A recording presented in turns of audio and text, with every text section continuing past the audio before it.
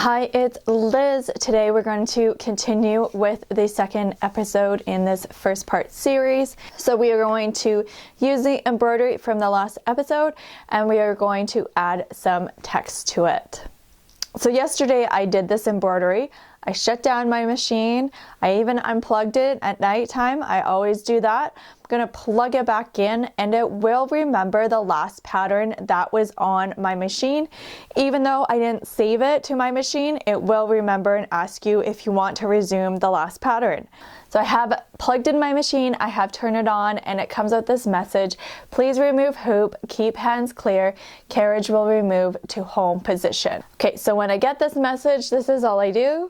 You just unhook it, and then you can go ahead and press OK on your machine. And it's just gonna move the arm back. You can do it with the hoop on, but you just wanna be careful because sometimes if your hoop, or depending on what fabric you have in there, it kind of will catch on this and you kind of need to push it down. So from there, it's gonna ask to resume the last pattern. So we're gonna press OK. And it's gonna move that arm back into that same position that it was previously in. So that is the screen we are back on. So that is the previous design that we did. What we want to do though is go back and add some text right back into that middle of one. So let's pop off on the right hand side, our stylizer. We're going to go back up to home up here. We're going to choose that grid. So it's going to take us back to the grid option. So back at the grid option, we can add some text. We're going to go back up to home up here to give us the ABC, and we're going to choose that option. So we have some options. Do we want a font like cursive or slanted, or do we want it straight? Do we want it up and down, or do we want it on the side? This is small, medium, and large. So right now it's set on medium. If I want it large or small, so that one's small. If I click on it again, it goes to large. This one is capital or lowercase, and this one is, I think you can bring in a file. I actually haven't done that yet.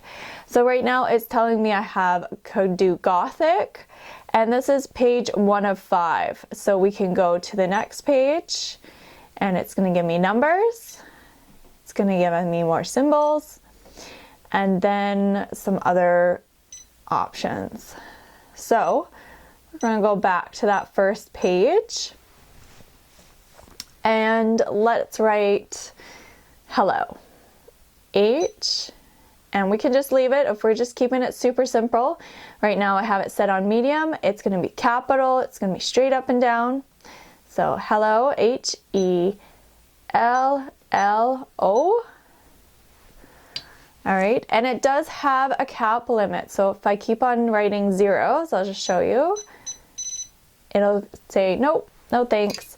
So I will want to go back. So that's my delete button. And I'm just gonna do one O. So, all right, so we're gonna use that and we're gonna press OK. So you can see the size. If you like that orientation, I'm gonna move mine to the left and down, kind of right in the center. And I'm going to use a different font. So let's go back up to the home page and we're going to write hello me. So we already have hello. We're going to choose the font. And I'm going to do it in lowercase. So I'm going to hit this button. That will take it into lowercase just so you can see the difference. And since we don't have a ton of room there, I'm just going to write me, M-E. Press OK. Move that over. So you can see there's quite a big font difference just from the uppercase and the lowercase. So at this point, you can really write whatever you want to write. You can change the stylizing, but just keep it really simple. So I'm going to press OK. So we're back to our ready to sew page. It has our previous design plus the text. You can kind of see the H and the E are a little bit smushed together, and also adding to the L. We're just going to let it run just to see how it looks. So we are going to look down here. This is the order that it's going to be stitched out. So this one will be the orange, so actually the butterfly they're saying, then the flower. So we've actually already done those. So we can also go down to see if there's a fourth step. And there isn't. So the black will be the text, will be stitched out in one go. So if you would like the practice of changing out your thread, you can go ahead and do that for this text. So when I start this text, I need to be on 3. So I need to go 1 over. This moves the embroidery hoop to where the text is going to go. So as you can see, my embroidery hoop has moved to where the text is going to start. I have put down my presser foot, and I have actually changed the color. So in the previous episode, I did it in black. I also have a black bobbin thread in it. If you would like just to start it really simple, leave in your black thread, leave in your black bobbin, and you're just going to go and put your presser foot down, and you're going to press start. If you would like to change out your thread, you're more than welcome to. And if you want to use a lighter color, I would suggest that you change your bobbin thread as well. It's good practice, and we are all just practicing here and learning. So it's whatever you feel comfortable, what you need to do in this moment. So I changed out my thread to a blue color, which is called cloud, and then I changed out my bobbin thread to white. So our presser foot is down, let's start.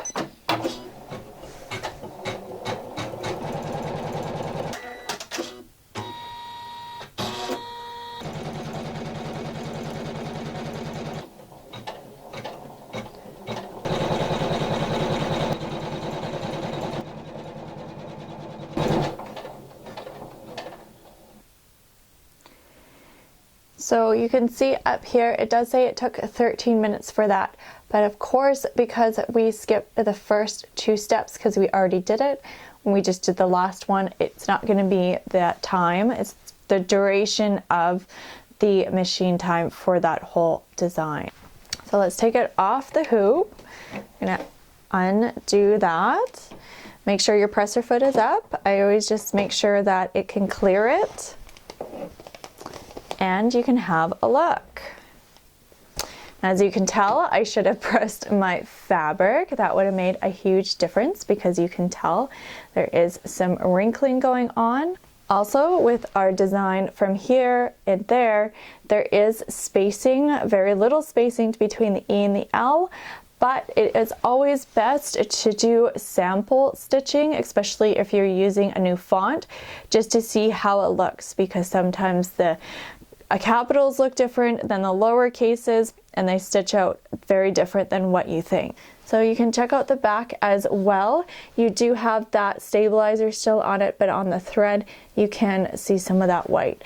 So if you are going to be doing something in the future that you can see the back of it, just using that same matching color. But if you're going to be hiding it, then it's not a big deal.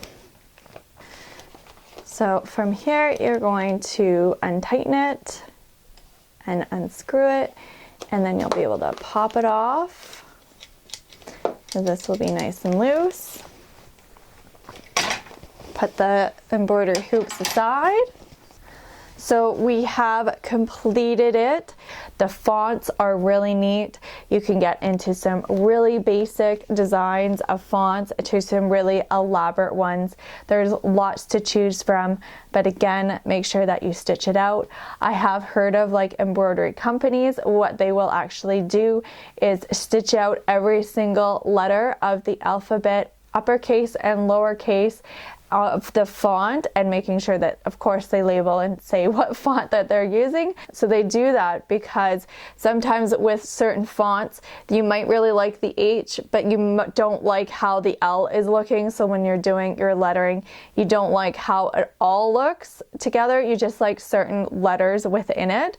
So that's why it's always nice to test out your fonts, especially if there's ones that you're going to continue to be using. But I've used this font for just just the basic one on the embroidery machine for many projects.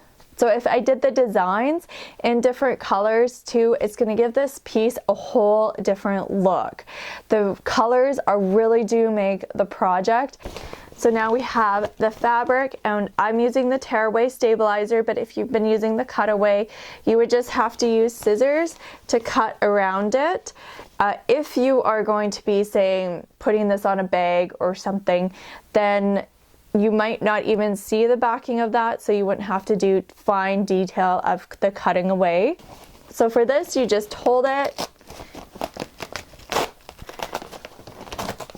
Of course, you want to be still delicate with it because it's still embroidered on, but you're just tearing it away.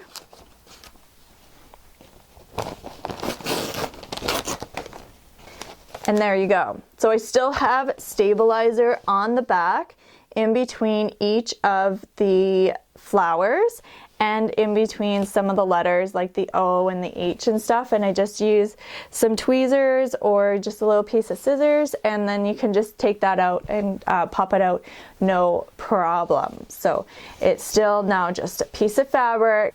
So if you had any issues, like if you had some puckering, so some bunching up in here, maybe you really need to iron it, maybe your fabric does need cutaway stabilizer just to give that extra strength. The other thing could have been, if you've had some puckering, is we also did the lettering right at the end, and it's right in the center. So that is not ideal to do it at the end. You want to do this because the design is going to have a bit of tension on your fabric, and that is going to have a bit of puckering, but it will do it even more if I had this lettering closer to these flowers and they were more bunched. So you always want to go from in the center and then work your way out. There are other things like water soluble stabilizer. So it's actually a thin sheet that goes on the top of your fabric. You're still going to have the bottom like cutaway and tearaway fabric, but this one is just putting on top to make it a bit more stable. So if you are somebody who has like a million different projects that you could see yourself using the embroidery machine, you can go ahead and run with your projects. But there are going to be some people who are like, well, what do I use this piece of fabric for? So you can also, sew it over and add it to a bag or different designs. You can write people's names. So when I first started out, what I would do is measure the smallest hoop size, and I would cut my fabric, flat piece of fabric, larger, and I would measure out bag sizes. So what I would do is embroider happy birthday, and I would choose a design, make sure everything's kind of in the center. If there was any directional pieces, making sure that was all aligned. I could write Merry Christmas, I could write people's names, and then I would make bags for them and give them away as Christmas or birthday gifts or something, just so that I would get used to embroidering. And I just used this font, and it was just really, really simple. People really appreciated it. I just used really simple designs, just adding different colors to it to make it stand out. And who wouldn't love to have their name embroidered on something? Please check out the playlist because it will have more episodes for this series, and they are all beginner ones for using the Janome Memory Craft 500E. So thank you so much for watching. Leave me a comment down below of where you are at your embroidery journey, and I will talk to you later. Bye.